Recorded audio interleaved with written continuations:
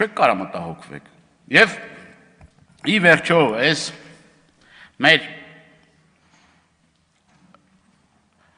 ազգային ժողովի, նաև շփվելով մեր հայրենակիցների հետ,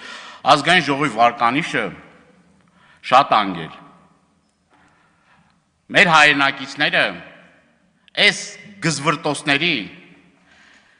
ոչ ցանկություն ունեն լսելու, ոչ էլ իրենց հաճելի է։ Եթե ինչ-որ մեկին թվում է գան ստեղ, չգիտեմ, իրենց ելույթի մեջ մի 25 անգամ Ռոբերտ Քոչարյանի դաշնակցության անուն տան իրենց վարկանիշը բարձրանալու է կամ դրանով ինչ լրացուցիչ դիվիդենտներ են հավաքելու,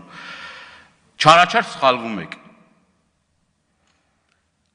Կան մարդիկ, որոնք որ ունեցել են հետագից, ունեցել են անցած ճանապարհ, հաղթանակած երկիր, եւ այդ հաղթանակած երկրի հպարտ քաղաքացիներ են եղել, որ մենք գնացել ենք հարևան Վրաստան, գնացել ենք Իրանի Իսլամական Հանրապետություն, գնացել ենք այլ երկրներ,